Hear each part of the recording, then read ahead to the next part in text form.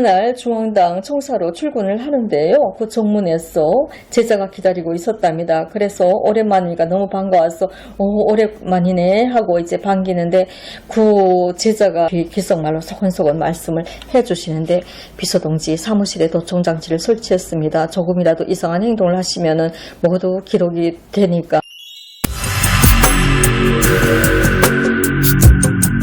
여러분 안녕하세요. 김평강입니다. 오늘 시간에는 북한 민주화운동 왜 일어나지 않나요? 라고 질문해 주신 그 질문에 답을 드리는 시간입니다.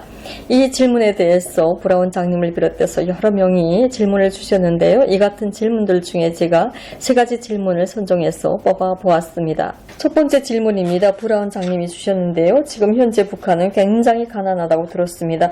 분명히 북한 사람들은 배고프고 먹고 살기 힘들면 불평, 불만도 굉장히 많을 거라 생각합니다. 남북이 다 독재를 경험하지 않았습니까? 그런데 남한은 그런 힘든 상황에서 민주화 운동을 일으켜 현재 대한민국을 만들었습니다. 그런데 왜 북한은 들고 일어나지 않는지 궁금합니다.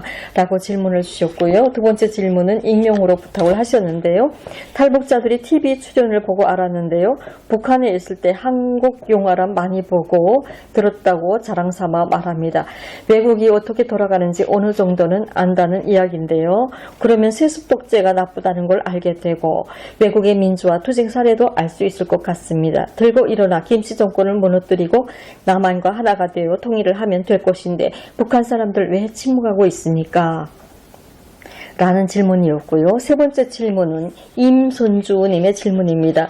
우리나라의 탈북자가 엄청 늘어나고 있습니다. 저는 개인적으로 모두 불쌍하고 안쓰러운 사람들입니다. 그런데 통일을 생각해보면 이 탈북자가 너무 믿습니다. 라고 말씀하셨고요. 북한을 바꾸려는 노력도 안 해보고 포기하고 온 사람들 아닙니까? 라고 질문을 주셨습니다. 이 질문을 듣고요. 저도 참 가책이 되는 질문이었습니다. 여러분 제가 광화문에 나가보니까요. 정말 사람 사태입니다. 가슴이 막 울렁울렁 했죠. 그렇지만은 좀 쑥스러울 줄 알았는데 그런 게 아니고 서로 이렇게 즐기면서 자유스러운 그런 공간이 되어 있었었는데요. 계속 멈추지 않고 포기하지 않고 승리하고도 계속 투쟁을 벌이는 대한민국 국민들의 모습을 보면서 정의가 살아있는 나라구나. 이 나라에 같이 있다는 것이 눈물이 나도록 감격스럽기도 합니다. 그럼 왜 북한에서 이런 투쟁이 일어나지 못할까요? 왜 그리 결과를 만들어내는 장한 사람들이 국민들이 부럽고 감사하고 목소리를 합쳐서 뭉치면 산다 하고 외치는데도 북한 사람들은 왜 뭉치면 죽는지 말씀드리기로 하겠습니다. 우선 북한의 민주화가 왜 일어나지 못하는지 첫 번째 이유는요. 세뇌의 결과라고 볼 수가 있습니다. 1990년대 김일성이 사망한 후에 국민 생활에 대책은 없이 전국이 김일성의 시신참배에 내몰리다 나니까요. 식량이 모자랐죠. 주민들이 굶주리는데 사람들이 무태기로 죽어나갔습니다. 1995년 나라의 식량사정은 나날이 악화되고 있었는데요. 김정일은 그 사태를 해결하기보다는 인민들의 식량난에는 별다른 조치를 취하지 않았고요. 오직 신경 쓴 것은 김정일의 시신이 안치된 궁전을 화려하게 꾸미거나 또 자신의 우상화에만 관심을 쏟았습니다. 그렇게 어려운 속에서도 주체사상 선전을 하는 데는 해마다 120만 불의 돈을 제공했습니다. 여러분 어마어마하죠. 제가 한국에 와서 미국 돈을 만져보고 계산을 좀 해보니까요. 14억이더라고요. 그때 돈으로 어마어마한 돈이었죠. 국민은 그렇게 굶주리는데 김정일은 돈이 얼마나 많았기에 정말 많았나 봅니다. 2000년대는 당시 일본의 고이즈미 주니치노 총리가 국교 종상화를 하자고 제안하면서요. 일본인 납치자들을 풀어주고 고향으로 돌려보내준다면은 100억을 약속했죠. 100억을 보내준다고. 그런데 김정일은 이것을 받아들였습니다. 김정일이 얼마나 돈에 관심이 높았는가를 알 수가 있죠. 그렇게 돈을 원하면서도 국민들의 생활에는 돌리지 않고 모른 채 했으니까요. 두 번째로 문화적 침투, 한국 드라마도 보고 있고 이제 방송도 몰래 듣는다고 하는데 북한 사람들 왜 일어나지 못할까요? 2000년 김대중 정부의 햇볕 정책이 도착하기 전이었죠. 북한이 가난이 국도에 달하고 북한 전역이 너무 너덜너덜해졌습니다. 김대중 정부의 햇볕 정책이 시작되고 북한이 좀 나아지기 시작했지만 김정일은 사태를 해결하기보다는 오히려 독재를 강화하기 시작했습니다. 각 동리 하부 말단의 조직 지자체 기업소들의 보위부를 강화하고 전부 보위부가 파견되었습니다. 오직하면 3사람 중 1명이 스파이였을까요? 뭉치면 죽습니다.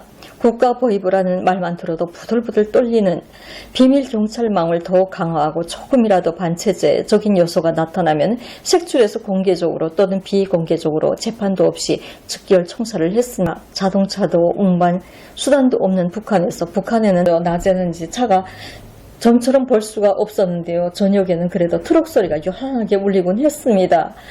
북한에서 소요를 일으키고 그런 이제 소위 반동 분자들을 쥐도 새도 모르게 이제 잡아가는 그런 이제 캠페인을 벌였었는데요. 주변 사람들이, 이웃들이 이제 실구무원이 사라지는 일들이 일어났고, 아침에 깨어나 보니 누구네 집에 가만히 있자는 새끼줄 있잖아요.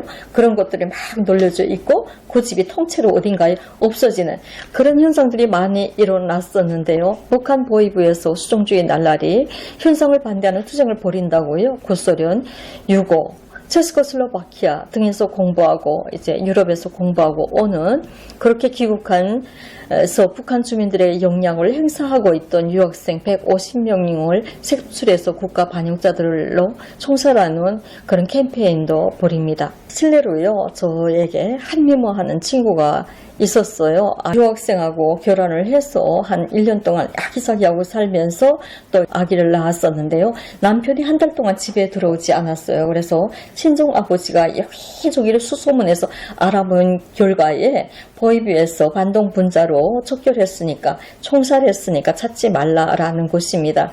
아기를 내놓지 않으면은 저희 친구까지 이렇게 다 잡아 가겠다는 것입니다. 그래서 이 여성의 집에서는 이제 상의를 하고 할 수 없이 아기를 내어줍니다. 그래서 아기는 반동문자 새끼라고 이렇게 잡아가니까 이불을 머리 꼭대기까지 뒤집어 쓰고 집안에서 아예 나오질 않았어요. 그러다가요, 쥐약을 사다 먹고 죽었습니다. 한국 드라마를 보고 KBS, CNN, NHK 등 외부의 방송을 청취하거나 이렇게 접하고 파티를 열고 모여서 한국 가수의 노래를 부르고 춤을 춘 학생들도 잡아갔습니다.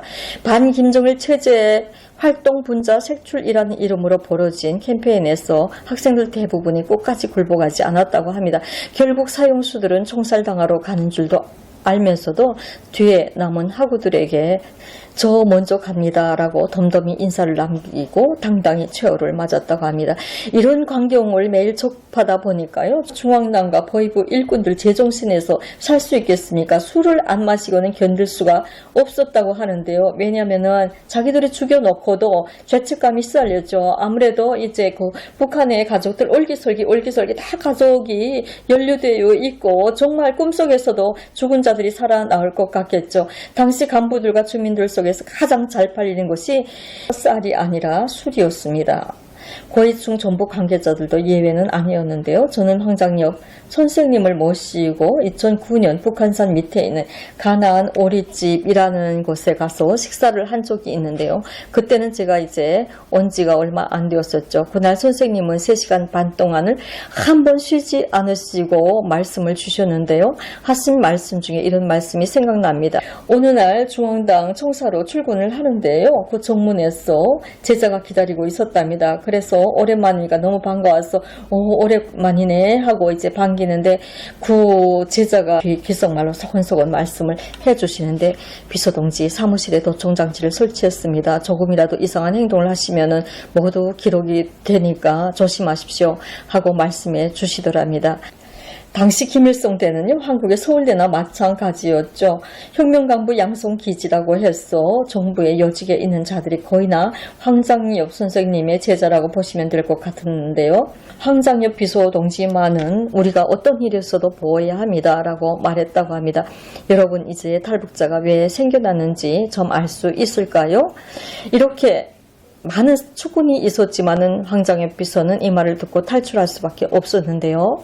저는 한국에 왔어. 광화문 시위나 촛불 시위, 통일범에서 참 부러운 것이 뭉치면 산다 하고 목소리를 낼 수 있었다는 것입니다.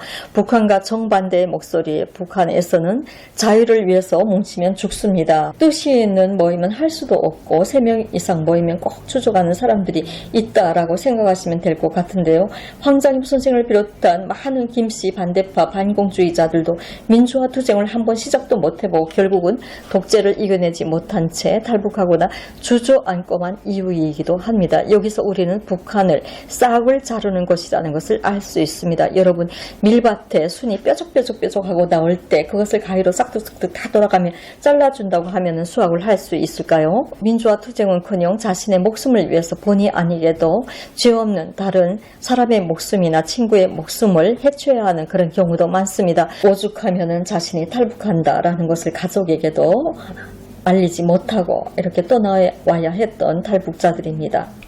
황장엽 선생님은 이날 가나안 어린이집에서 남한의 소유의 좌의 경향의 학생들을 북한에 들여보냈어. 한 달쯤 살게 하고 경험하게 하고 돌아오게 했으면 좋겠다고 말씀하셨고요.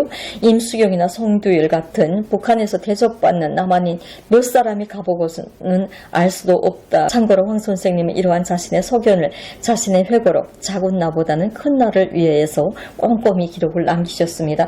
이번에 북한 축구 선수단을 접하고요.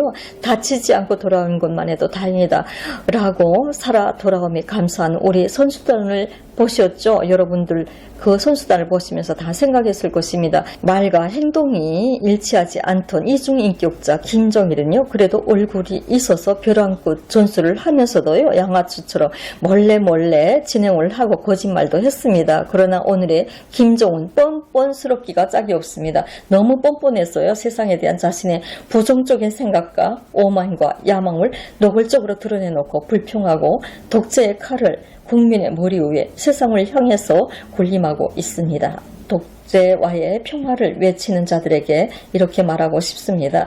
북한의 독재 정치가 계속되는 한 평화 통일은 말도 하지 말자고요. 여러분, 오늘 여기까지 하겠습니다. 감사합니다.